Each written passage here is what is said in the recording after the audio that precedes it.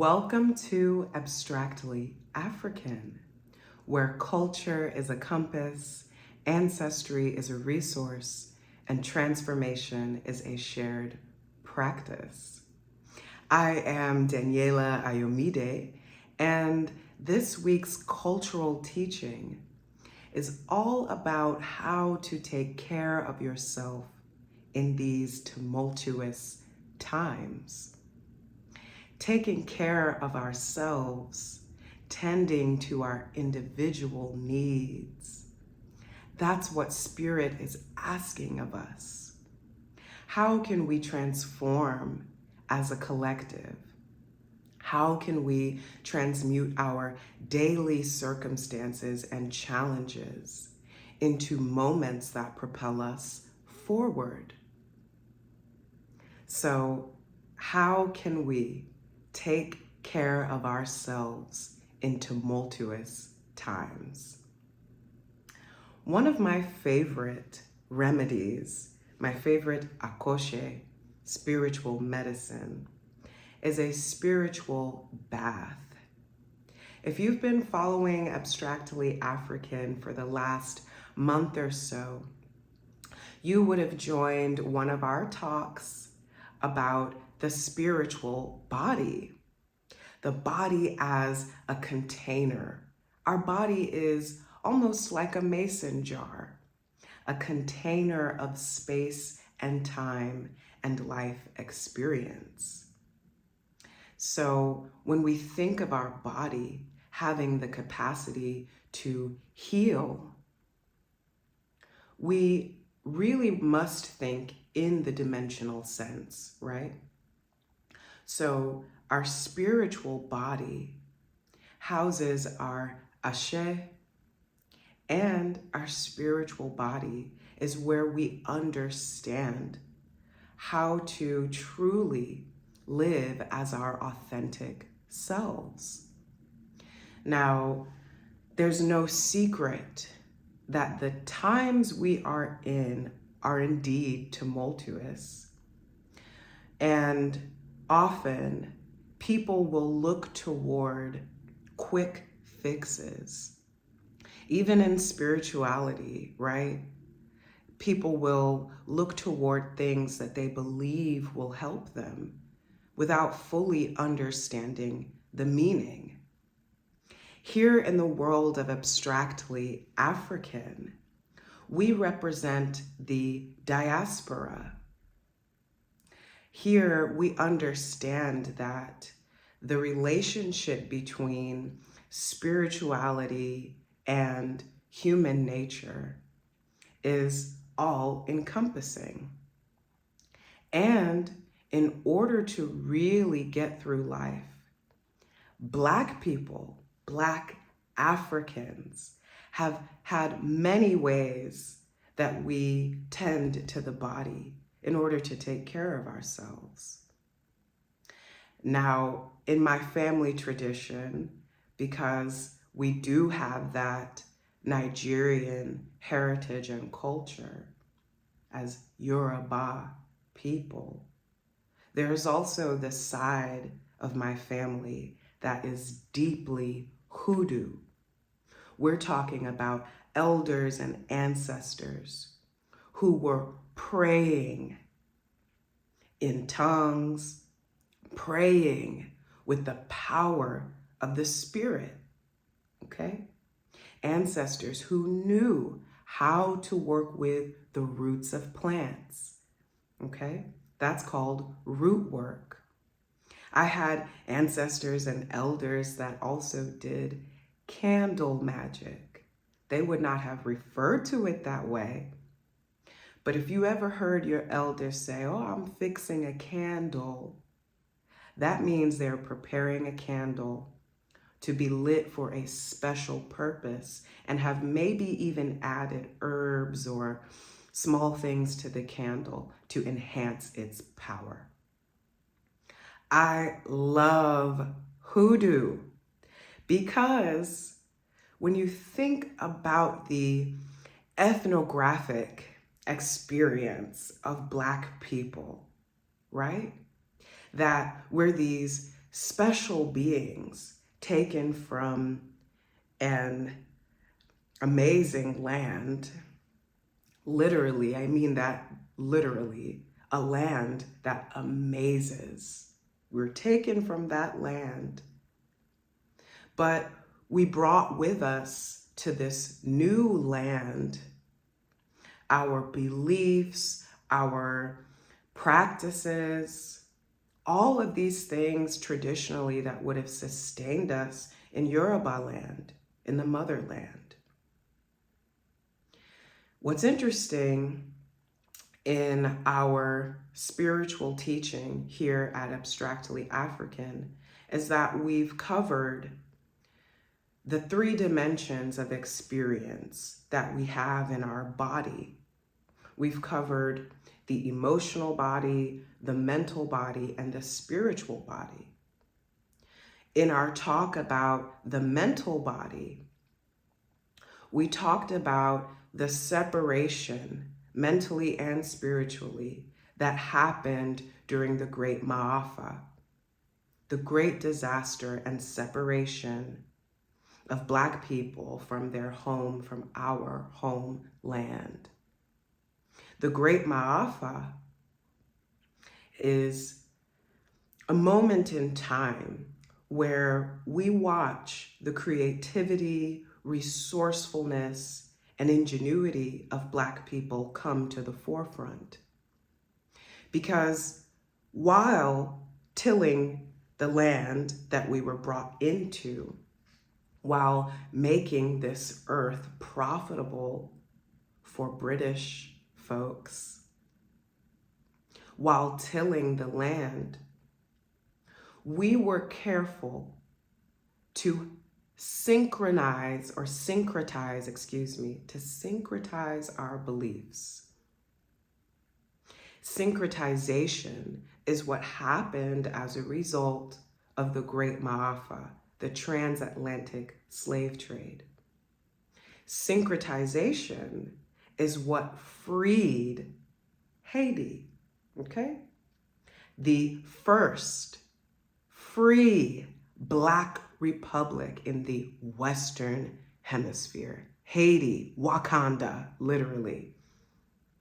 We see how syncretization, it's a hard word, syncretization not only freed Haitians, but it also embedded and developed within the diaspora that was spread throughout the Americas.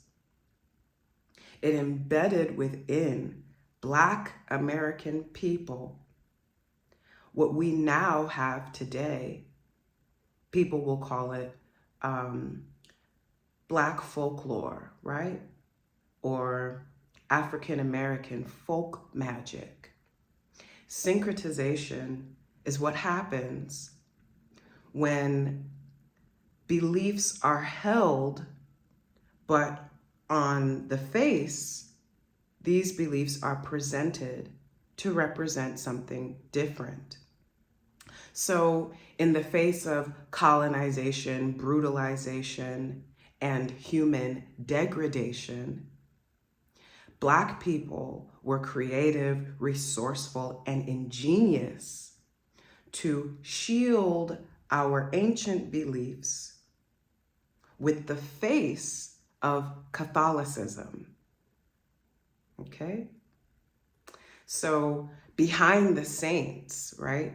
Saint Peter, San Pedro, La Virgen, the Virgin Mary, okay? Behind these faces, we see Olokun, okay? Yemaya, Shango, Ogun, Oshun, okay? Aje. We see the Orishas held in confidence, shielded by San Pedro, okay? Saint Peter, shielded by Saint Mary, or the Virgin Mary, right? So when we think of hoodoo, as a deeply African American, ethnographic, religious teaching, then we start to understand the power of hoodoo rituals. So when I started, I used the word Àkóṣe. Àkóṣe is the Yoruba word for spiritual medicine. It's not prescription medicine, though it can be prescribed. It's not Western medicine, right? It's not allopathic medicine. This is homeopathic. So what's important to understand about Àkóṣe is that when you take part in any ritual or any spiritual medicine, it's working in the dimensions that I've described: spiritual body, mental body, emotional body. So if we are looking to take care of ourselves in tumultuous times, my favorite Àkóṣe is the spiritual bath. Deep tradition running through hoodoo, running through ancient Yoruba beliefs, immersing the body in water with intention and sacred herbs that have been blessed. Okay? Even in Christianity, we see this power of baptizing someone. And when we bring them up, they're said to be new. As a child of Oshun, I can tell you that water holds healing power. So let's talk about the architecture of a spiritual bath. What does it entail? Why would we need to take one? We face a lot in life, and our bodies have this huge organ called skin that encases our other organs, right? But we are cellular beings, so that means that we take in information, not just mentally, but spiritually and emotionally and physically. That information sometimes is projection from others, fear and anxiety projected from society, right? There's a lot of fear mongering. We could absorb in just one day all this energy and information projected onto us that doesn't belong to us, okay? Now, why would we need spiritual protection? What's interesting about this work, about hoodoo, root work, Yoruba practices, is that the home is of high importance, okay? I would tell you my elders did their root work and did their hoodoo in the kitchen, okay? They were working in the kitchen. So your home is a private space where you express yourself without, restraint, hopefully. Hopefully when you're at home, you're just at home, right? It is possible for you to be going through life and interact with certain energies and characters that don't mean you well. Certain people might not wish you harm to your face. They may smile in your face. But there are people in this world who will smile in your face while gossiping about you, right? Lying, spreading rumors about your character. This could be in the workplace. This could be in your place of worship. Plenty of people are Ifa and still go to church, right? My point is, the work that's done in the home is private. So you never know who could be doing work on you. And if it sounds like, ooh, hoodoo, superstition, believe me, you don't have to fix a candle or do any of those energy sender rituals that you see on TikTok for someone to be influencing your energy without you even realizing. Gossip is one of the biggest ways people will throw and project negative energy onto others. Targeted, continual gossip. You ever heard that expression, my ears are burning, right? Or whatever people say when you've been talking about someone and they mention your name and then you say, my ears must have been burning because you were just talking about me.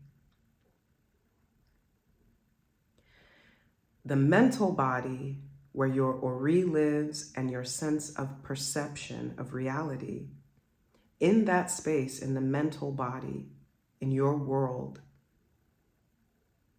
it is extremely common for the thoughts of others to be wielded as work against you. That's not to scare you. It's just to help us understand why we might need to protect ourselves in the first place. You may hear people mention evil eye, dark magic. Those things are all a prevailing reality, especially if you are spiritually aware or enlightened. Don't worry though. The way to combat all of the negative energy, the way to get in touch with yourself, to begin healing your body, your mental, emotional, and spiritual bodies, to protect yourself, heal yourself, and embolden your confidence. I want to give you an Oshun-inspired spiritual bath as an Àkóṣe. Now, those of you who are part of the world of abstractly African know that I am Omo Oshun, child of Oshun, the Orisha that guides my Ori, my head, the Orisha who I resemble and embody. Oshun is really good at teaching me how to take care of myself. In the stories of old, Oshun is known to be very giving when treated well, very giving, nurturing, compassionate, loving, motherly. Oshun would never neglect her children. So I don't neglect myself. I actually take a spiritual bath as often as I need to. Here are the ingredients for the Oshun-inspired spiritual bath.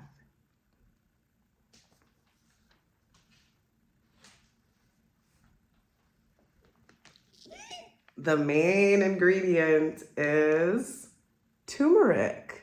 Check that out. I got a whole package of it. Turmeric. I'm actually gonna put some in my hand. It's one of my favorite herbs, or excuse me, wow. Turmeric is one of my favorite roots to work with. And if you see a turmeric root, the color is incredible. But check that out, look at that. That is ground turmeric, okay? Ashe, ashe. Okay?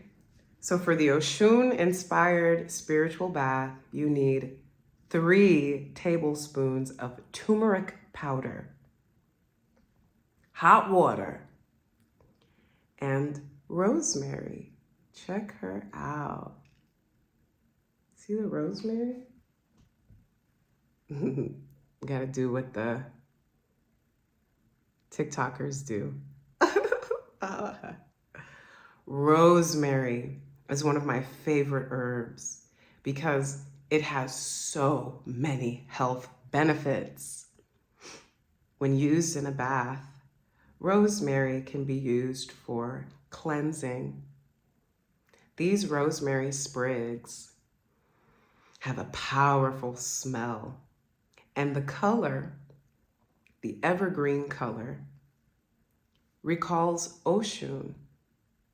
Her colors are deep yellow, gold, rose gold, evergreen, okay, and coral. Speaking of coral, the next ingredient you need for your spiritual bath would be citrus peel. Ooh. I am a true child of Oshun, so I eat food that resembles her energy. Grapefruit is one of them. Juicy, powerful. So this is a grapefruit peel. Together, 3 tablespoons of turmeric. Now, of course, this is a spiritual bath, so my spiritual baths involve eating, okay? So you want to have eaten some citrus before your bath. It can be an orange. I don't suggest using lemon because lemon is super sour, even though the color, would recall Oshun. You really want to do something that's along the lines of like juicy, energizing, and tangy. So I love oranges or grapefruit peel. Now, if you've never taken a spiritual bath before, some require soap or some sort of cleansing agent. Oh, I forgot one thing. You also need sea salt. So if you've never taken a spiritual bath before, here's what you do for this Oshun-inspired bath. You're gonna draw your bath with hot water, enough so that it's hot enough so that you can sit in it comfortably, okay? Then you're gonna take your turmeric powder and do 3 generous tablespoons, shaking the powder over the water. Then, after you've consumed your orange or grapefruit, you will then use the peels and put them in the bath. Then, you're gonna take your sea salt and sprinkle a generous amount in the bath. Then, you're gonna put in your fresh rosemary. Each element has a purpose. Turmeric is one of the most powerful roots spiritually. It's up there with ginger and garlic, okay? Turmeric, for its beautiful golden color, right? It'll even stain your hands, your skin. It encapsulates, I was like, what is the word to describe turmeric? It encapsulates spiritual protection. Even when you hold it in your hand, okay? Now, the power of turmeric powder is in the fact that it is a root. That while it was in the ground, pushing up, boom, it was growing, absorbing the earth's energy, okay? So turmeric, across not just Yoruba and Ifa, but turmeric across many religions is extremely powerful. Imagine immersing your entire body in a turmeric bath. Then you've got the sea salt. The sea salt is for spiritual cleansing and also to clean your skin, your body, right? Then you have the orange or grapefruit peels. You can bathe with them. Oh yes, like that, okay? You can bathe with the peels. But the thing is, these elements may be symbolic, but they're also filled with deep meaning. So the orange peel, as you've consumed the orange, it energizes you, right? And you're in the bath. But the peels add a special citrus scent that helps to awaken you. Lastly, my friend rosemary. Beautiful, okay? Strong, fertile. The rosemary represents life, abundant life, health, strength, okay? You can even bathe with the rosemary if you want to. If you have a sprig long enough, use it on your skin. Just advisory. If you try it and you break out, don't blame me. Okay? So, although we are in tumultuous times, we must take care of ourselves in order to enact collective healing. Don't neglect yourself this week. Try the spiritual bath and let me know how it goes. Thank you for being part of the world of Abstractly African, where culture is a compass, ancestry is a resource, and transformation is a shared practice. I'll see you next week.